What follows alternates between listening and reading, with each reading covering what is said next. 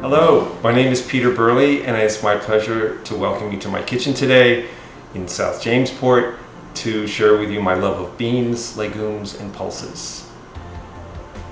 The recipes are going to be featured in this book with some slight variations, but not too much, and I hope you enjoy them. They're simple, they're easy. We're going to really get into the technique of preparing the best beans possible. The first step in making beans from their dried form is to sort them. So occasionally you'll find a stone in beans, or you'll find split beans that aren't really that great. So I just want to show you here, if you can zoom in, you just have a whole bunch of beans, and the best way I find is to just spread them out on the surface. I can see right here that I've got a split bean.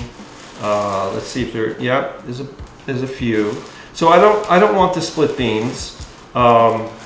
Because they tend to just float up and loosen their skin, and they also tend to be drier than the others, which will kind of mess up their cooking process. So I'm pretty fastidious about this. I like to get rid of all split beans and just look for if there might be a stone masquerading as a bean.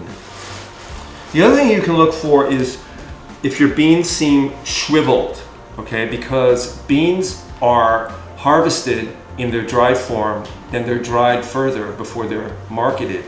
And beans can be several years old in a store. They're not typically labeled with any sort of harvest date. So the older the beans are, the drier they become and the longer they take to cook. So one evidence that you can look for of dried beans, of overly dry beans or old beans, is that they may be shriveled looking. So if they're really smooth on the outside, which these appear to be, then I'm not going to be too concerned about that. But sometimes you'll cook beans and you go, damn, why is this taking so long? The recipe says an hour and a half, and it's 3 hours later and my beans are still tough.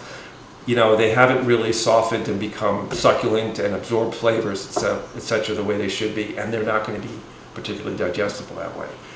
So we'll get to that a little bit more later when we cook beans. The next step after you've sorted your beans and you've made sure that they're all whole, you've made sure that they're in good shape and that there's no stones and split beans, is to soak them. They need to be hydrated. This is very, very important. The hydration can come in two forms, the slow way or the fast way. I like them both. I find the hot soak or the fast way to be a little bit more convenient because you don't have to plan ahead so much. The way that works is the beans are put into a pot with a copious amount, maybe 2 or 3 inches of water above the level of the beans, and it's brought to a rolling boil. Cook them for about a minute at a rolling boil, shut off the heat, and let them sit for 1 hour. That's the hot soak method, and it works very, very well. The second method is the cold soak method, and that comes when you want to plan ahead or you want to get them soaked the night before so you don't have to think about it the next day, and that's the cold soak method. That takes anywhere from 2 to 12 hours depending on the bean or pulse you're using. In the case of lentils, 2-hour soak is plenty of time. In the case of chickpeas, on the other side of the spectrum would be, it's a good idea to soak them for 12 hours. That's how I find is best. When you do a cold soak, it's a good idea to refrigerate them in their soaking liquid, just because if you have a very warm kitchen, beans do ferment pretty rapidly. So just to avoid any sort of souring of the beans, it's best to cold soak them if you're going to be going for more than, say, 6 hours. Just throw them in your refrigerator, and that'll be better. And you can leave them in your refrigerator for up to 2 days before you cook them anyway, so it's convenient in that regard. What we have here are lentils, green lentils, or French lentils du pays, which have been soaking for about 2 hours. Lentils don't take that long. Some people don't soak lentils. I prefer to give them a soak, even if it's only for a couple of hours. They cook more quickly and you have more control over the finished product, which is especially important when you want to use them in a salad like we're going to today. So these have been soaking, and I'm going to drain them, drain off the soaking liquid, and then proceed to cook them. There are 3 basic techniques that I use to cook beans. 2 of them are using a stovetop, and 1 of them is using the oven. They all have their advantages and disadvantages. I'll go over them. The first way would be a simple boiled bean, open, you don't even need a lid, but plenty of water, kind of like cooking pasta. Okay, and that's what I'm going to use for my lentils for the salad.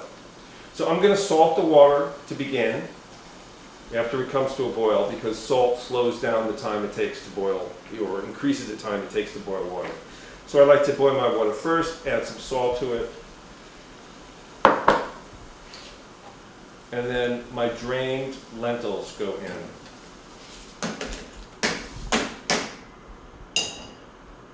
Now, one thing about beans that's important to understand is that actually they cook best in the opposite way to pasta. Pasta is the kind of thing that you cook at a rolling boil, right? Beans don't like to be cooked at a rolling boil. It tends to lengthen the time it takes for them to become tender, okay?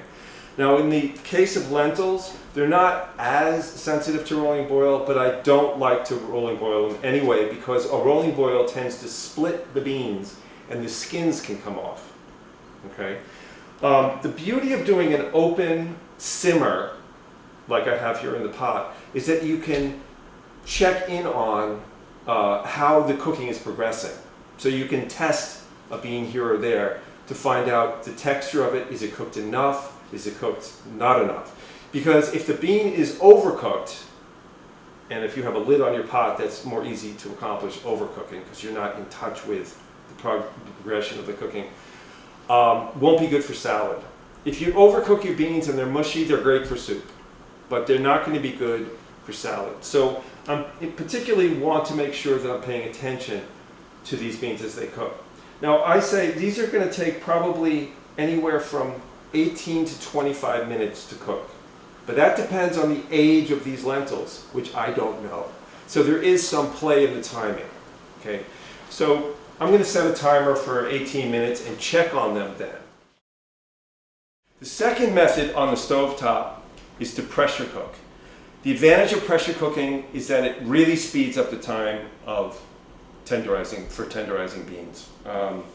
I have some Great Northern beans in here, and I'm going to use these for a spread. We're going to make a white bean spread with lemon and mint. Really nice dip, kind of in the family of hummuses. The thing that's nice about the pressure cooker is A, it cuts it out on time, and B, because I'm using these for a spread, if they overcook, because I'm not going to be able to really absolutely know, because with the pressure cooker, a lid is fixed on and it cannot be taken off until you determine that something is done or you want to check on them. It's not like an open kettle or open pot where you can just dip in and test.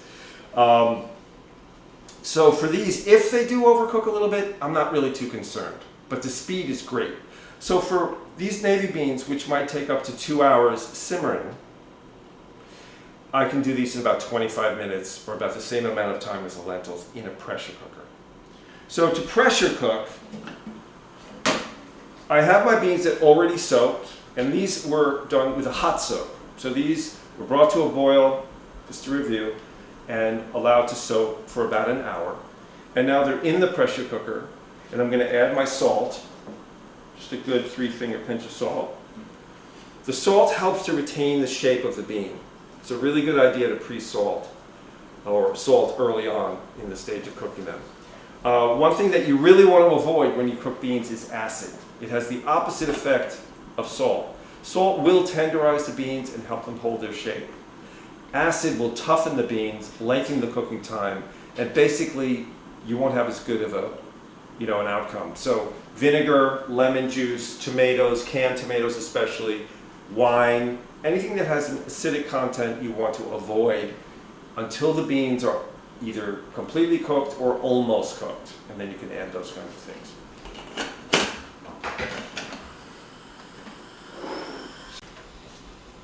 So the third way that I like to cook beans, and definitely my favorite, is using the oven.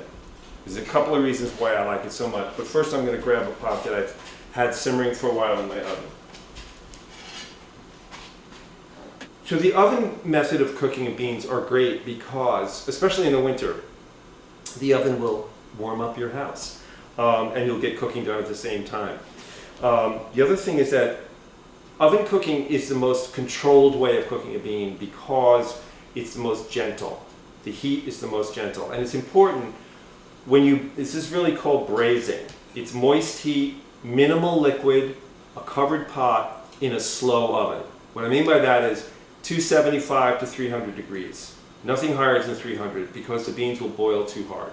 Okay, so I like to go on the side of below 300. So even 250 will work fine. So 250 to 275 is the best temperature for this method. What's amazing about this is that if you were to cook these beans on the stove top in a pot, not a pressure cooker, but a standard pot, it would take an extra 45 minutes for the beans to get tender. Whereas in the oven, at a very low temperature with minimal liquid, they cook faster. I'm not exactly sure why, but that's the case. So this is kind of the baked beans or braised beans method. Now, it's really fun to make additions if you're just cooking beans as a side dish to add some aromatics before they're baked. So a bay leaf is nice, some sage or rosemary or thyme would be excellent, some whole garlic cloves that haven't been crushed so they're just mellow and they don't overly give it too assertive of a flavor. Some extra virgin olive oil and some salt. Those are some additions you can make, but these are just plain. I'm going to be using these in our minestrone. Okay. So this is to demonstrate how you know your beans are cooked enough. You can see these are the beans that I did in the oven. These are pinto beans. They're going to wind up in a soup later. But I wanted to share this with my colleague Maria, and so that she can understand exactly what I mean by a mean bean. Okay, so these are pinto beans, and just see what they're intact. Right. Right. They're really nice, but you don't know how the texture is till you try them. It's good. Creamy, totally creamy. The skins Smooth. are not tough at all. They sort of dissolve in your mouth, and they're seasoned. They're salted all the way through. I like the flavor. It's good. Right, Very and sweet. that's only sea salt and water. There's no bones, there's no herbs, there's no olive oil, there's no nothing. So you can do these as simply as you like, or you can add aromatics such as herbs and garlic and olive oil and chilies and anything else if you want the beans to have a lot more character if they're going to be served on their own. If they're part of a dish, I go plain. Okay, so my beans now have come up to full pressure. I can see that by the pressure valve is indicated it's up to full pressure. I'm going to turn them down to as low as possible, and I'm going to simmer them for about 25 minutes. And then we'll come back and take them out of the pressure cooker and use these beans for our spread. Okay, I'm checking on my lentils. It's been about 20 minutes, and they are tender. I can squeeze them between my fingers. Yeah, they're ready. So they're ready to be drained before they're incorporated into a warm lentil salad.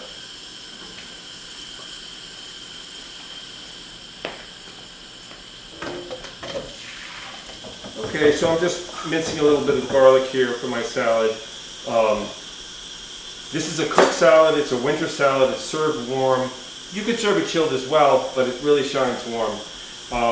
And so I'm going to saute some red onion, carrot, and celery briefly, just to soften them, but to take off the rawness.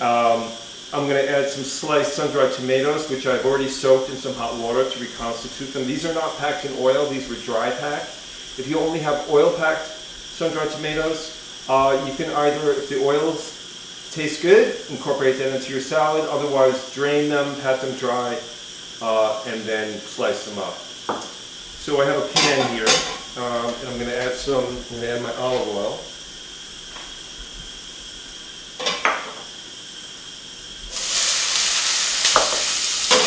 My onions and celery.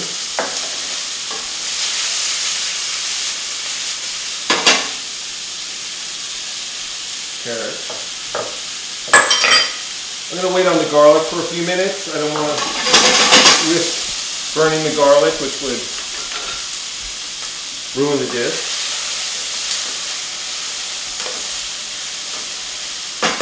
Now's a good time to add a little bit of salt. The salt helps to cure the vegetables, meaning draw out the moisture that's in them, the water content.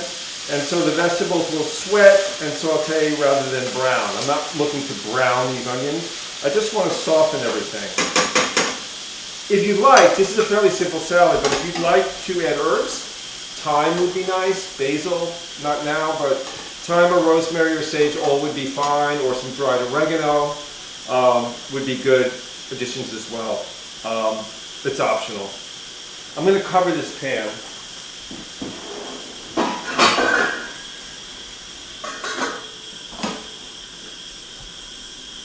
So that the vegetables can sweat, so that saute steam at the same time. Give that a few minutes. Meanwhile, I have my lentils, which are still warm, and I'm going to add about a tablespoon of olive oil to them, which will not have been cooked, which adds to, it keeps the lentils separate, separates them nicely, like you might do just the pasta, and it also gives them a nice fragrance. The olive oil really shines. It's never been heated, it's just warmed, and that's when you get the beautiful bouquet from the olive oil. Olive oil is a personal thing. Some people like a little, some people like a lot. I'm definitely in the a lot camp. So it's really a matter of personal taste.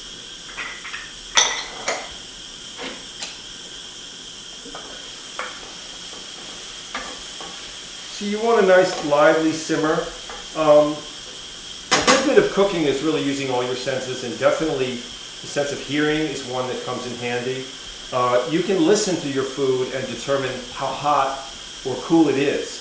If your food in the pan is kind of still and there's really not much steam or action going on, turn your heat up a little. If it's really cooking hard and you have kind of an angry sound, then you're way too hot. So you just want to monitor your vegetables once in a while. Again, I'm not trying to make these vegetables completely soft as in a soup, but I definitely want to take off some of the rawness from them. So I'd say I give that maybe one more minute, then I'll add my garlic, cook for another couple of minutes. That will be done. I'll fold them into the lentils along with my sun-dried tomatoes, and I'll season at that point with acid to taste. So that could be, you have lots of options. You could use lemon juice, lime juice, a combination of lemon, lime, and orange, anything you really would like. Of course, vinegar. So I think I'm going to go with red wine vinegar today. White wine vinegar is nice too. Apple cider vinegar works.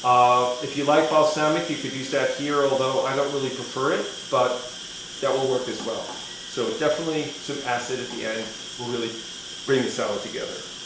Okay, I'm just going to dig in here and just see how the vegetables seem. They're great. They still have some texture, but they're not raw. And the onion's mellow.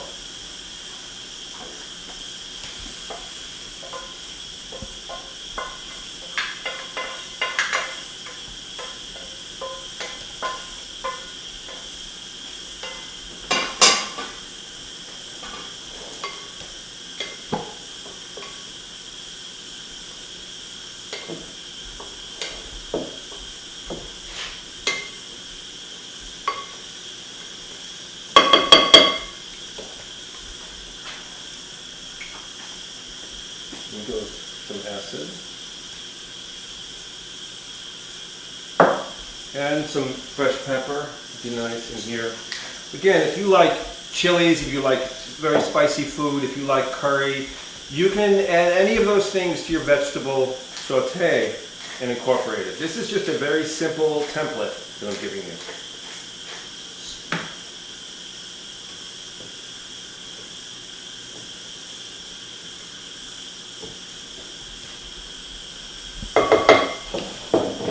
So the idea here is you want your lentils to hold their shape, but not be al dente. Al dente lentils are not very, or any bean or legume are not really fully digested. So you want them to hold their shape, that's the balance, to hold their shape and yet be fully cooked at the same time. So that's why the gentle simmer in an open pot is a good method for this.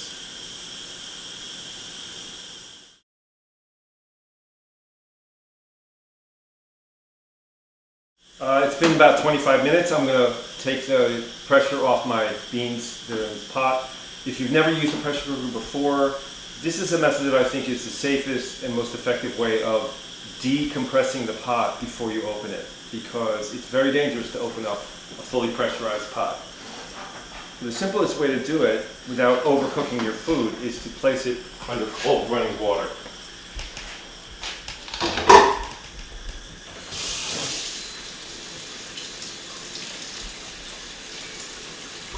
And we'll see the pressure valve release as it gets colder.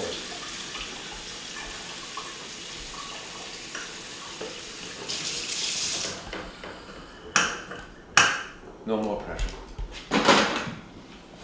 Now I can release the lid.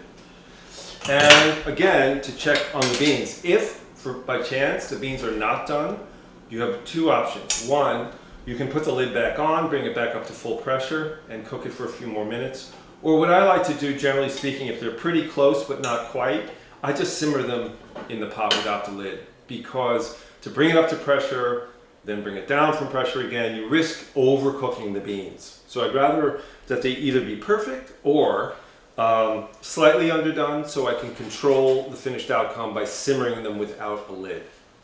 So I'll take out one of my beans and I'm going to check. They're great. They're perfect. So these beans I'm going to actually, well, I want to cool them down for this dip because we're going to make a white bean dip out of them. You've got a couple of methods for that. One is drain them and rinse them under cold running water. You can do that. Or spread them on a cookie sheet so it allows the air just to cool them down rapidly, a wide surface area.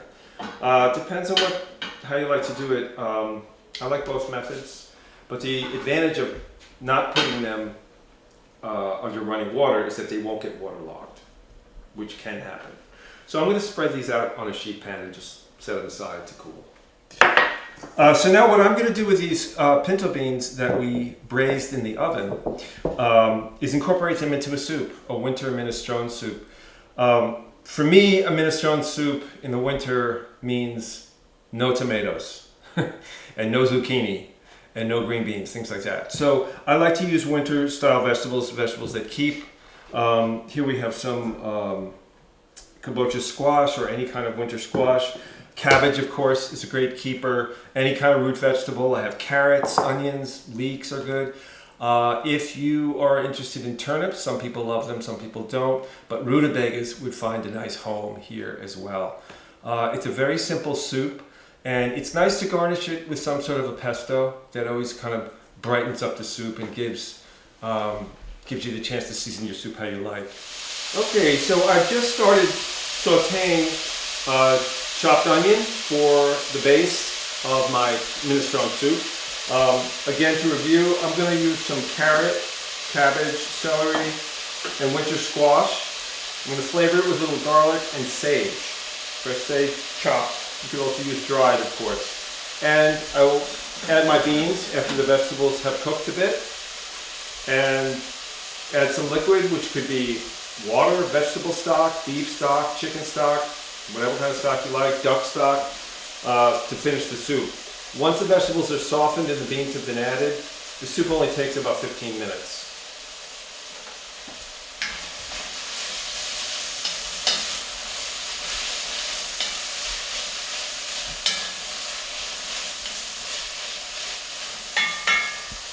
I always love to have, a jar of cooked beans, maybe in the beginning of the week.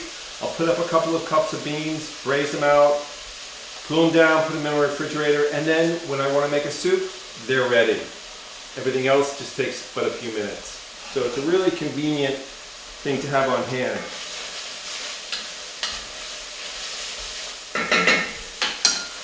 I add my garlic, celery, carrot,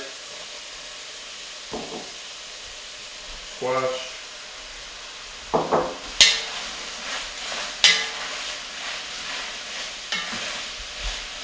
cabbage. And this will cook down a bit so it won't be quite as voluminous as you see it here. Add a little bit of salt. Cover the pot. Turn it down low. Give it a few minutes. Oops, I forgot to add my sage. And again, you can personalize this. Whatever kind of seasonings you like. I'm keeping it pretty simple here. I also cooked some small pasta shape, which is a nice addition to a minestrone. Other ideas you can have here. So these are cooked and I just tossed them with a little bit of olive oil. This is a digitale. You could use something like a grain, like barley or farro, something like that. I always think it's a good idea to cook the bean or the grain or the pasta separately from the soup. That way you have much more control over the finished texture of the soup. Rather than putting in the grains, they can absorb a lot of liquid. They might be still tough before the vegetables are cooked, etc. So it's always good to have the things that take a longer time to cook than vegetables to be cooked separately. Okay, so it's been about 10 minutes. I've been sort of simmering these vegetables. I'm going to add some liquid, in this case, water.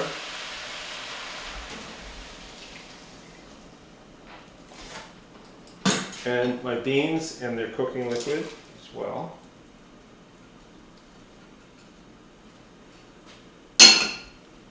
Turn the heat up, bring it to a simmer, and I'll cook this until the vegetables are completely tender, which will take maybe 20 minutes.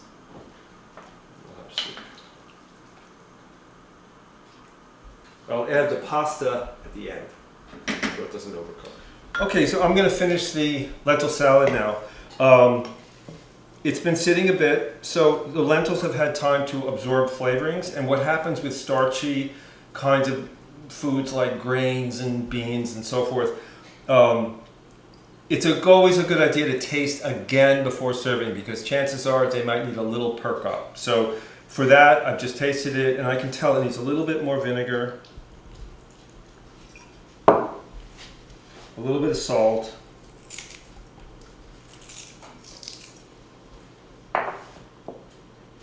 and my olive oil. Oil to finish. And I have here some chopped parsley and scallion. Dill is nice here. Cilantro is great.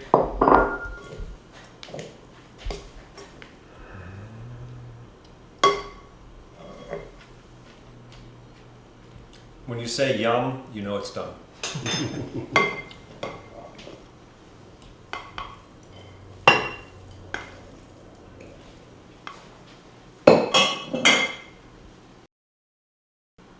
My soup looks beautiful. And just to see, to make sure, I can just take a little bit of, because it's only been about 15 minutes, right? So, yeah, squash is done. Carrots are done.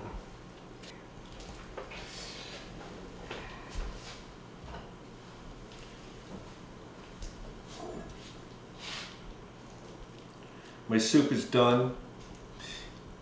Reseasoned it a little bit with some salt and pepper. That's about it. And now we're going to go into our dip. All right, so I'm going to make a little dip out of my white beans. They've cooled down, and I'm going to process them in a food processor. If you don't have a food processor and you have a food mill with little discs, that can shred things like for applesauce and so forth, that works great too. Okay, so I'm just going to start by adding some lemon zest. I'm going to have lemon juice and lemon zest, some dill, olive oil, salt, pepper. And again, this is personal, so if you like spicy foods, you can put in some Tabasco or sriracha or any kind of hot sauce or cayenne or anything you really would like.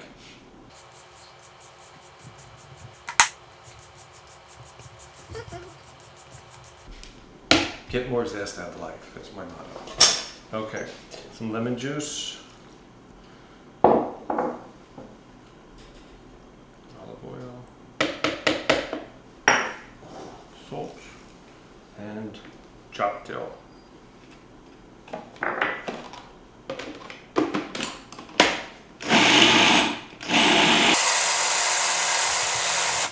Top it once in a while and kind of scrape it down.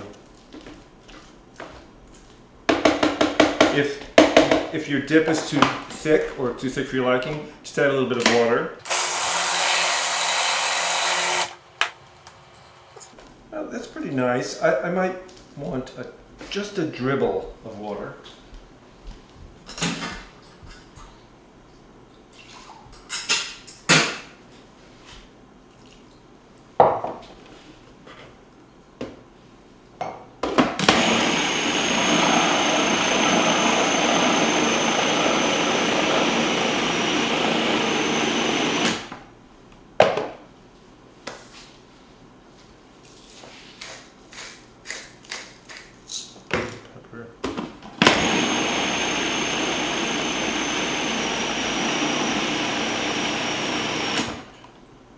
I forgot the garlic. Optional, but it is nice with garlic. And if you like that, an easy fix for getting garlic into something that's already pureed is to grate the garlic. So this is actually a good chance to show you this technique.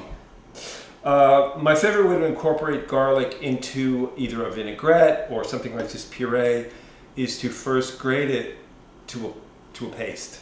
And that way it will just, it will smoothly flavor the whole dish without getting little bits of garlic that get stuck in your teeth and you end up tasting garlic while you're having dessert. So making it into a paste is a good idea, and this is the easiest way that I know of doing it. So I have my microplane. I'm just gonna... The key, however, is to use a piece of garlic that has just been peeled but is not bruised. So you don't want to smack your garlic to peel it.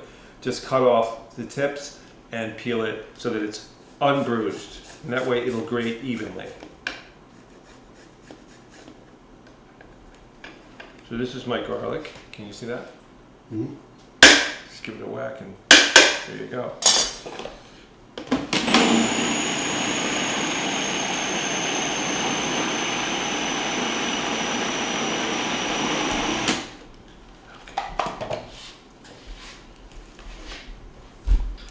Yes, it looks very, very nice. Let's see how it tastes. It's good. To me, it could use a little bit more lemon because I love lemon. And I think it's about there. So I'm going to give a little bit, squeeze a little bit more lemon juice.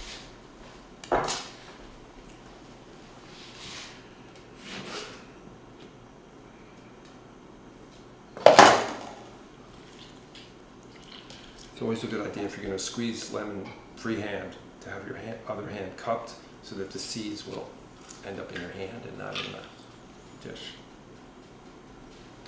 Observe. Okay.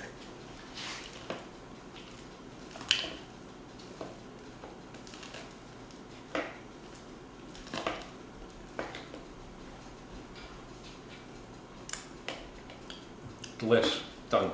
So here you have 3 completely different styles of cooking beans and 3 different applications. A winter minestrone with pinto beans, a white bean hummus with navy beans, and a lentil salad, which can be served warm or cold. Hope you enjoyed this. I hope you inspires you to cook more beans. They're great for your heart. Thank you.